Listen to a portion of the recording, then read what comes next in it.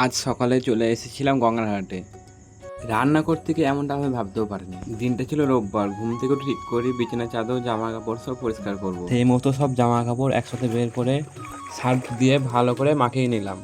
আসলে এই রোববারটা কি হয়, টাইম পাওয়া যায় বেশি করে, বাইরে অতটা পড়ানো ছুটি থাকে বা বাইরের বাজারটা যায় না। আজকের দিনটা আজকে জিমও ছুটি থাকে, যার জন্য আজকে এত কিছু আসলাম। আর ভালো করে ঘরটা মুছিয়ে নিয়ে ঝাড় দিয়ে উঠোনটা ভালো করে ঝাড় দিয়ে নিলাম। এরপর বাসনটা মেজে আজকে আর ডিম সেদ্ধ করিনি, আজকে ডিমটা একটু ভাজা করেছিলাম অন্যরকম খাবো বলে, রোববার যেহেতু। তো খাওয়া দাওয়া করে সাইকেলে ডেস্কেলে চাপিয়ে বেরিয়ে পড়লাম গঙ্গাঘাটের জন্য।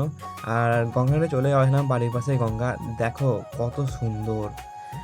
এখনও মনে আছে ছোটোবেলায় যখন ঘাটে চান করতে আসতাম, অনেকক্ষণ থাকতাম, বাড়ি যেতাম মায়ের হাতে মার খেয়ে। আর এই বিছানা চাদরটা এতই বড় সড়ো আর কি, বিছানা চাদর, ওই জন্য বাড়িতে কাচা তো সম্ভব না, যার জন্য আরও ঘাটে আসা আজকের দিনটা। প্রত্যেকটি জিনিস ভালো করে কেচে নিয়ে আমি ডেস্কে নিয়ে উপরে উঠে আসি। তো উঠে এসে সাইকেলে করে সাবধানে বাড়ির দিকে চলে আসি। বাড়িতে একমাত্র এরাই আমার বাড়ি ফেরার আশায় বসে থাকে। বাড়ি এসে জামা কাপড় মেলতে না মেলতেই পচা মাছ নিয়ে চলে আসে। আসলে আমি ফোন করে বলেছিলাম মাছ দিয়ে যাওয়ার জন্য। আগের দিনের রান্না সবজি দিয়ে আজ রান্নাটা করব। প্রথমে শাকটা ভালো করে ধুয়ে নিলাম আর মাছটাকেও ভালো করে ধুয়ে নিলাম। শাকটা ছোট্ট করে কেটে জলে ধুয়ে আমি থালাতে রেখে দিলাম। এরপর বেগুন কাটতে গিয়েই দেখি ভেতরে পোকা। এবার কি হবে? আসলে কি হয়েছে, বাবা আগের দিন আমায় বলেছিল যে বেগুন দিয়ে কচুরি করতে। তার জন্য আমি আবার দোকানে চলে গেলাম, রোহিতার দোকান, কেননা বেসন দিয়ে করব। তো রোহিতার কাছে ফাঁকা ছিল, গিয়ে 100 বেসন নিয়ে আসলাম ওর কাছ থেকে। আমি বাড়ি এসে কচু আর আলুটা ভালো করে কেটে নিয়ে আমি সিলের মধ্যে মশলা বাটতে শুরু করলাম। আর কে কে সিলে মশলা বাটা খাওয়া আমায় জানিও। তো মশলা বাটা হয়ে গেছে, এবার ও মাছটা ভালো করে হলুদ দিয়ে মাখিয়ে নিয়ে আমি তেলটা গরম হয়ে যাওয়াতে তেলের মধ্যে মাছটা দিয়ে দিলাম।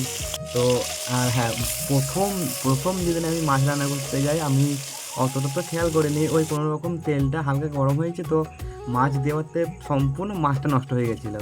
তো যাই হোক, এখন মোটামুটি রান্নাটা করতে পারি। তো হালকা মশলার ওপর রান্নাটা করে নিলাম আমি। তো এই দেখো আমার রান্না কমপ্লিট। তো কেমন হয়েছে একটু জানিও সবাই। বেসনের মধ্যে সামান্য পরিমাণ জল দিয়ে বেসনটাকে গুলে নিলাম ঠিকঠাক করে। তো কড়াই তেল দিয়ে বেসনের বড়াগুলো করে নেওয়ার পর আমি আলু কচুটা মশলা দিয়ে ভালো করে কষিয়ে নিয়ে জল দিয়ে একটু ফুটিয়ে তার মধ্যে বড়াগুলো দিয়ে কিছুক্ষণ নাড়িয়ে থালা দিয়ে চাপা দিয়ে দিলাম। এই দেখো হয়ে গেছে। তো এরপর রসুন একটু লঙ্কা শুকনো লঙ্কা ফোড়ন দিয়ে নোটের শাকগুলো ভালো করে ভেজে নিলাম। আর এই নোটের শাকটা আমারও ভালো লাগে, কিন্তু বাবার সবথেকে বেশি ভালো লাগে এই শাকটা। তো বাবাকে ভাত বেড়ে দিলাম আর আমিও বেড়ে এক বাইট নিয়ে নিলাম।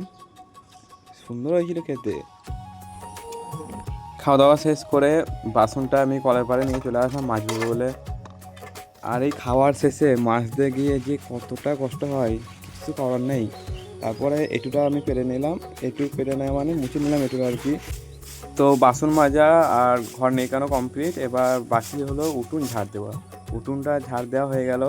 উঠোন ঝাড় দিয়ে আমি জামা কাপড় যেগুলো মেলা ছিল সব তুলে নিলাম। খাওয়া শেষ করেই যদি আমি এসব কাজ না করে নিই না, তো একটু বসলে এত তখন মানে কি বলবো আলিসি ভাব লাগে, তো করতেই মন চায় না, যার জন্য তাড়াতাড়ি করে সব করে নেওয়া। তো বিছানার চাদরটা আমি ভালো করে পেতে নিলাম বিছানায়।